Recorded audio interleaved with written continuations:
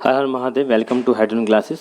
आज का जो टॉपिक है वो है reverse osmosis, advantage of osmotic pressure method और hypertonic, isotonic and hypotonic solution. कुछ न्यूमेरिकल्स हैं ऑस्मोटिक प्रेशर के। ये फ्रीक्वेंटली आस्क क्वेश्चन है बोर्ड में जो पूछे जाते हैं। आज का टॉपिक बहुत ही इंपॉर्टेंट है। 2-3 नंबर के क्वेश्चन यहाँ से फंसने के अक्सर चांस रहते हैं। फिर भी कोई डाउट आता है यू कैन आस्क, मुझे फ़ोन कर सकते हैं आप मेरे नंबर पे। Thank you very much. हर हर Mahadev. Welcome to hydrogen classes. मेरा नाम सागर है। लास्ट टाइम मैंने टॉपिक लिया था ऑस्मोसिस, मैंने समझाया उसे अच्छे से। अभी मैं उसे स्टार्ट कर रहा हूँ। एक बार बस हिंट देना चाहूँगा। ऑस्मोसिस क्या था? ऑस्मोसिस था flow of solvent from a solution of lower concentration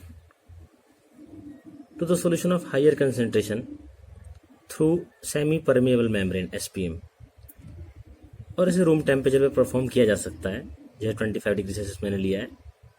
तो फॉर्मूला निकल के आया था पाई बराबर CRT, पाई बराबर N2 बाई VRT, और ये आगे था पाई बराबर N2 को लिख सकता हूँ। N2 क्या है? Moles of solute. तो लिख सकता हूँ, इसे लिख सकता हूँ mass of solute by molar mass of solute, M2 बन जाएगा, इंटू V, और ऊपर आ जाएगा RT। तो पाई बराबर W2RT by M2 into V। ये हमारा फॉर्मूला आ गया था। आज बात करते हैं रिवर्स ऑस्मोसिस की। तो रिवर्स ऑस्मोसिस क्या है? आप देखिए, ऑस्मोसिस का उल्टा होता है ये। अगर मैं इस तरफ, यानी यहाँ जहाँ कंसंट्रेशन ज़्यादा थी, हायर कंसंट्रेशन था, उस तरफ अगर मैं प्रेशर ज़्यादा लगा दूँ, ये प्रेशर मैंने लगाया ये पाई से ज़्यादा है, ऑस्मोटिक प्रेशर से ज़्यादा लगा दूँ। ऑस्मोटिक प्रेशर क्या होता है? ऑस्मोटिक प्रेशर वह प्रेशर है जो हायर कंसंट्रेशन की तरफ लगाते हैं, बस सॉल्वेंट के फ्लो को रोकने के लिए। अभी आप देखिए, लोअर से हायर सॉल्वेंट जा रहा है, यहाँ कुछ प्रेशर क्रिएट करेगा। ऊपर अगर मैं यहाँ प्रेशर लगा दूँ, यहाँ प्रेशर क्रिएट कर दूँ, तो सॉल्वेंट यहाँ जाना बंद हो जाएगा। वो जो मिनिमम प्रेशर चाहिए होता है हायर कंसंट्रेशन सॉल्यूशन पे लगाने के लिए, ताकि बस सॉल्वेंट के फ्लो को रोक सके। सॉल्वेंट कहाँ से कहाँ ना जाए, लोअर टू हायर ना जाए, वो ऑस्मोटिक प्रेशर होता है। यदि कभी आप हायर कंसंट्रेशन सॉल्यूशन की तरफ पाई से ज़्यादा प्रेशर लगाते हो, तो यहाँ पे आप 2 मोलर सॉल्यूशन पे ऑस्मोटिक प्रेशर से ज़्यादा प्रेशर लगा रहे हो, तो अब क्या होगा? सॉल्वेंट उल्टा फ्लो करना स्टार्ट कर देगा, हायर टू लोअर जाना स्टार्ट कर देगा। इसे ही कहते हैं रिवर्स ऑस्मोसिस।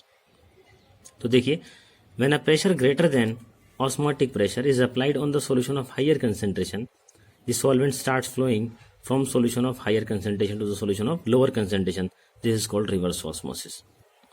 नेक्स्ट है हमारा एडवांटेज ऑफ ऑस्मोसिस। वैसे आप जानते हैं, एक बोर्ड में क्वेश्चन कई बार आया हुआ है कि सबसे बेटर टेक्निक जो है वो ऑस्मोसिस होता है, यानी osmotic pressure method is the best method for calculating या in order to find out the molar mass of unknown given compound.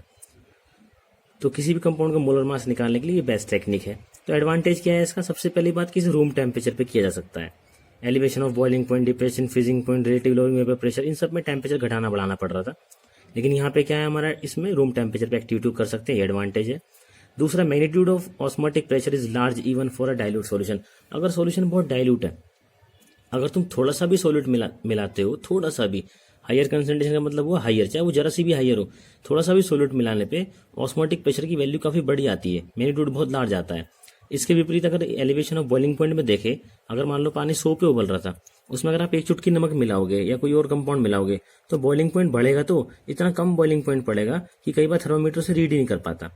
ठीक है, तो थोड़ा बहुत सॉल्यूट डालने पे फ्रीजिंग पॉइंट में जो गिरावट आती है, बॉइलिंग पॉइंट में जो बढ़ता है, उसमें जो बढ़ोतरी होती है, उसे कई बार नोटिस नहीं किया जा सकता, इतना कम चेंज वो आता है। पर यहाँ पे क्या है, थोड़ा सा भी सॉल्यूशन अगर कंसंट्रेटेड है, तो उसमें पानी बहुत ज़्यादा मूव करता है, ऑस्मोटिक प्रेशर की वैल्यू काफ़ी ज़्यादा आती है। ये बिल्कुल वैसे ही कोई बच्चा टच करते ही एकदम रोना स्टार्ट करता है बहुत जोर जोर से, इतना वो ज़्यादा सेंसिटिव है ये। अगला है molarity use institute of molarity.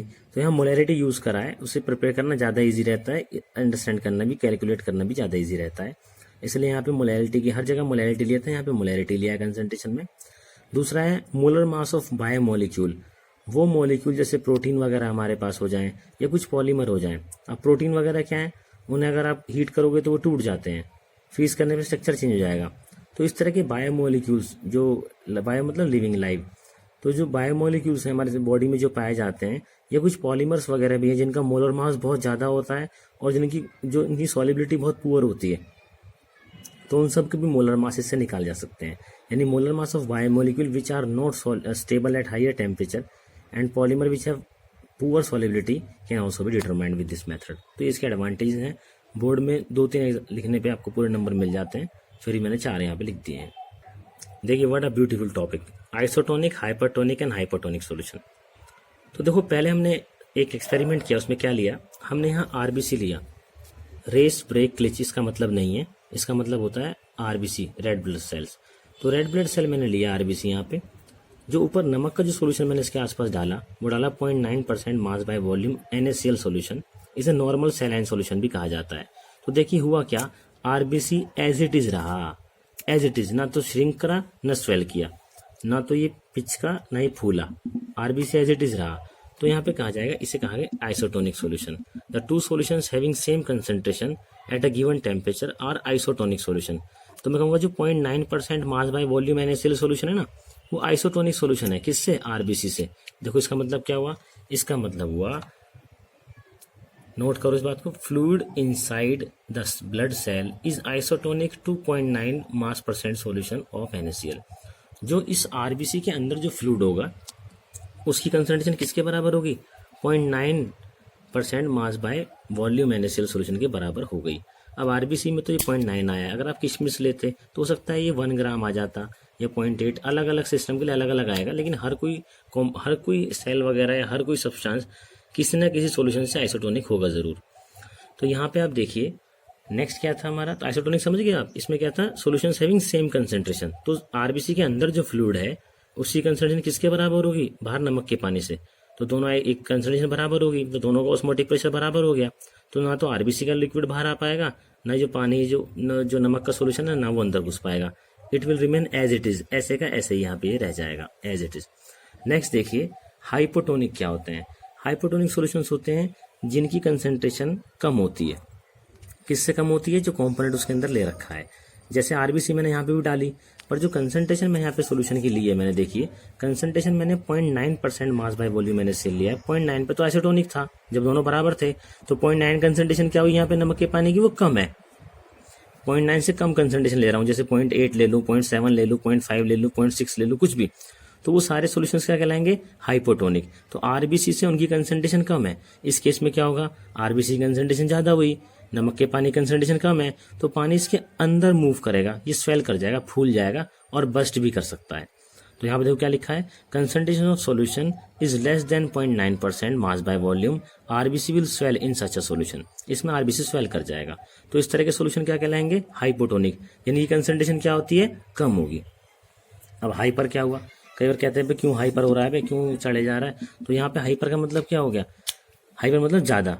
तो जिसकी कंसंट्रेशन, जिस सॉल्यूशन की कंसंट्रेशन 0.9% से ज्यादा हो जाएगी, तो वो क्या कहलाएगा? आरबीसी के रेस्पेक्ट में वो क्या कहलाएगा? आरबीसी के रेस्पेक्ट में वो हाइपरटोनिक कहलाएगा। यानी उसकी कंसंट्रेशन ज्यादा है, तो बाहर पानी की कंसंट्रेशन क्या होगी? सैलाइन सॉल्यूशन की कंसंट्रेशन क्या होगी? ज्यादा। आरबीसी क्या रहेगी? कम। तो इस बार क्या हो जाएगा? वो श्रिंक करना स्टार्ट कर देगा। जैसे आप देखते हैं नमक के पानी में आम का अचार श्रिंक कर जाता है, तो यहाँ पे फ्लो ऑफ सॉल्वेंट कहाँ होगा? बाहर की तरफ होगा, पानी बाहर निकलेगा। तो क्या हो जाएगा? The concentration of solution is more than 0.9% mass by volume, RBC will shrink in such a solution and such type of solution are called hypertonic solution. तो 0.9% कंसंट्रेशन पे क्या हो जाएगा? RBC isotonic. 0.9 से कम लोगे तो हाइपोटोनिक, और 0.9% ज्यादा लोगे तो हाइपरटोनिक। तो आइसो में क्या होगा? वाटर कहीं मूव नहीं करेगा। हाइपो में क्या होगा? पानी सेल के अंदर मूव करेगा, वो स्वेल कर जाएगा। और हाइपर में क्या करेगा? सेल श्रिंक कर जाएगा। तो मैं अगर आपसे कह दूं कि मैं आप लोगों को उठा के, मैं किसी एक बच्चे को उठा के मैं बोलूं कि मैं तुम्हें हाइपरटोनिक सॉल्यूशन में फेंक रहा हूँ हाइपर में, तो क्या होगा? बच्चा बोलेगा सर हाइपरटोनिक का मतलब वो उसी कंसंट्रेशन मुझसे ज्यादा है, तो मैं श्रिंक कर जाऊंगा। एक बच्चे को मैं बोलूं कि तुम्हें उठा के मैं हाइपरटोनिक सॉल्यूशन में फेंक रहा हूँ, तो बोलेगा हाइपरटोनिक का मतलब कंसंट्रेशन मुझसे उसकी कम हो जाती है, तो उसके सॉल्वेंट मेरे अंदर ट्रेवल करेगा, मैं स्वेल कर जाऊंगा। हमारी बॉडी में 70% वाटर होता है। तो जो बाहर मीट बिकता है, मीट पे वो नमक छिड़क देते हैं, तो नमक छिड़क देते हैं तो क्या होता है? ऊपर नमकीन नमकीन पानी आ जाता है। तो बैक्टीरिया जब आके मीट के ऊपर बैठता है तो बैक्टीरिया वहाँ पे श्रिंक करके मर जाता है, क्योंकि वहाँ नमकीन पानी उसके ऊपर आता है। फ्रूट्स के ऊपर चीनी छिड़की जाती है, चीनी का मीठा मीठा पानी ऊपर आ जाता है। तो जैसे कोई बैक्टीरिया आके फ्रूट्स के ऊपर बैठता है, तो बैक्टीरिया की जो कंसंट्रेशन है अंदर, बैक्टीरिया के अंदर जो लिक्विड है, फ्लूइड है उसकी बॉडी में, उसकी कंसंट्रेशन क्या हुई? कम हुई। तो जो बाहर हायर कंसंट्रेशन था ना, लोअर टू हायर, तो जाके बॉडी का पानी बैक्टीरिया का बाहर निकल जाता है, वो श्रिंक, ये ऐसा ही है जैसे कहीं बहुत नमकीन पानी की चीज़ के ऊपर पड़ा हुआ है, मैं तुम्हें वहाँ फेंक दूँ तो तुम वहाँ गल जाओगे। ऐसे जब कोई मर जाता है तो उसके ऊपर नमक छिड़का जाता है, तब दबाया जाता है। नमक क्या करता है, नमक उसके ऊपर छिड़क देंगे, नमक पिघल जाएगा तो उसकी कंसनट्रेशन ज़्यादा होगी, तो उसकी बॉडी के अंदर जो पानी होता है वो बाहर निकलने लगता है, क्योंकि पानी कहाँ मूव करेगा, लोअर टू हायर कंसनट्रेशन। फिर भी कोई डाउट हो यू कैन कॉल मी। अब ये देखिए कि न्यूमेरिकल कितना खूबसूरत दिया है ऑस्मोटिक प्रेशर पे। इसने कहा 200 centimetre cube of an aqueous solution of protein contain 1.26 gram of protein. मैंने कहा था ना बायोमोलिक्यूल्स वगैरह जैसे प्रोटीन वगैरह विटामिन वगैरह इनका मोलर मास ऑस्मोटिक प्रेशर से निकालते हैं। तो 1.26 ग्राम प्रोटीन मिलाया हुआ है 200 सेंटीमीटर क्यूब सॉल्यूशन में। So the osmotic pressure of such a solution is at 300, temperature दिया हुआ है 300 पे। इस सॉल्यूशन का जो प्रेशर है ऑस्मोटिक प्रेशर वो है 2.57 10⁻³ bar. Calculate the molar mass of protein. तो देखो 1 लीटर होता है 1000 सेंटीमीटर क्यूब के बराबर, तो 200 सेंटीमीटर क्यूब क्या हो जाएगा, x लीटर के बराबर। तो वॉल्यूम कितना आ गया, 0.2 लीटर आ गया। आर गैस कांस्टेंट है, यहाँ पे मतलब सॉल्वेंट कांस्टेंट ही बोल सकते हैं, 0.083 बार लीटर पर मोल पर केल्विन। टेम्परेचर 300 है। W2 मास ऑफ सॉल्यूट हमारा 1.26 ग्राम है यानी प्रोटीन। पाई हमें गिवन है, M2 निकाल लेंगे फॉर्मूले में वैल्यू पुट करके, पाई बराबर W2/M2 इंटू RT/V। ये न्यूमेरिकल इजी आप करिएगा। दूसरा है calculate the osmotic pressure in pascal exerted by the solution prepared by dissolving 1 gram of polymer mass 185000। देख रहे हो आप, इन 450 ml ऑफ सॉल्यूशन है 35 डिग्री सेल्सियस। तो सब कुछ गिवन है, आप ट्राई करिएगा। टेम्परेचर को केल्विन में कन्वर्ट करना मत भूलना, क्योंकि आर में वैल्यू आ रही है बार लीटर पर मोल पर केल्विन। तो वॉल्यूम हमेशा आप लीटर में लोगे, टेम्परेचर हमेशा केल्विन में लोगे, मोल्स आपका आ जाएगा given mass by molar mass से, और प्रेशर हमेशा आप बार में लोगे ऑस्मोटिक प्रेशर कैलकुलेट करते वक्त। तो प्रेशर यहाँ पे बार में आएगा सेकंड न्यूमेरिकल में, आप उसे पास्कल में कन्वर्ट करोगे बार के रिलेशन से। ये ऑस्मोटिक प्रेशर का एक और न्यूमेरिकल है। जब ये बोर्ड में आया था तो इसे देख के बच्चों की मतलब हालत ख़राब हो गई थी। ठीक है, तो अच्छा न्यूमेरिकल है, कई बार एग्जाम में आया था। तो एक साल पहले आया था। इसने कहा at 300 kelvin 36 gram of glucose is present in a litre यानी 1 लीटर ऑफ इट्स सॉल्यूशन, यानी सॉल्यूशन टोटल 1 लीटर है, has a osmotic pressure of 4.98 बार।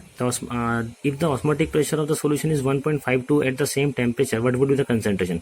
तो देखो पहले भगोने में क्या लिया मैंने, 36 ग्राम ग्लूकोज है, टोटल 1 लीटर सॉल्यूशन है, सॉल्वेंट 1 लीटर नहीं, टोटल सॉल्यूशन की वॉल्यूम 1 लीटर है, टेम्परेचर 300 है। इसका जो पाई इनिशियल हुआ, इनिशियल ऑस्मोटिक प्रेशर जो इसका आ रहा है वो आ रहा है 4.98 बार। लेकिन वहीं जब इसका टेम्परेचर 300 ही रहा तो कह रहा है जब पाई इतना हो गया इसका 1.52 बार हो गया मान लो प्रेशर इसका ऑस्मोटिक प्रेशर, तो क्या कंसंट्रेशन रहा होगा। तो देखो यहाँ पे मैं आपको बताऊँ, कंसंट्रेशन मोलैरिटी है यहाँ पे और कुछ भी नहीं है। मैंने कहा था मोलैरिटी लेते हैं ऑस्मोटिक प्रेशर में, दैट इज मोल पर लीटर। तो यहाँ देखिए आप कितना खूबसूरत न्यूमेरिकल सॉल्व किया हुआ है ये। तो कंसंट्रेशन मोलैरिटी है मतलब मोल्स पर लीटर, तो पाई बराबर CRT होता है। तो initial osmotic pressure, initial concentration into RT, final osmotic pressure equals to final concentration RT। तो ये मैंने इनिशियल इसके लिए पुट किया है इस वाले के लिए, और फाइनल वाले वैल्यू मैंने इसके लिए पुट किया है। तो देखो क्या रहा होगा, पहले ऑस्मोटिक प्रेशर पाई रहा होगा, कंसंट्रेशन CI रही होगी, बराबर RT हो गया। बाद में ऑस्मोटिक प्रेशर क्या हो गया, पाई फाइनल, कंसंट्रेशन होगी C फाइनल बराबर RT सेम रहेंगे, टेम्परेचर सेम था, आर गैस कांस्टेंट भी सेम रहता है। तो दोनों को पुट कर देंगे तो पाई आई बराबर CI equals to pi F बराबर CF मुझे फाइनल कंसंट्रेशन निकालना है। तो CI क्या होगा, इनिशियल कंसंट्रेशन क्या है, मोलैरिटी। मोलैरिटी क्या होता है, number of moles of solute by volume of solution. Moles क्या है, मास बाय मोलर मास। तो मास ऑफ ग्लूकोज पता है 36, मोलर मास पता है 180, वॉल्यूम 1 लीटर में था, तो इसकी मोलैरिटी हो गई 0.2। तो यहाँ पे जो CI इनिशियल कंसंट्रेशन, मोलैरिटी मतलब क्या हो गया हमारा, कंसंट्रेशन मतलब मोलैरिटी कितना हो गया 0.2 मोल पर लीटर। इनिशियल प्रेशर कितना है 4.98, फाइनल प्रेशर कितना है 1.52।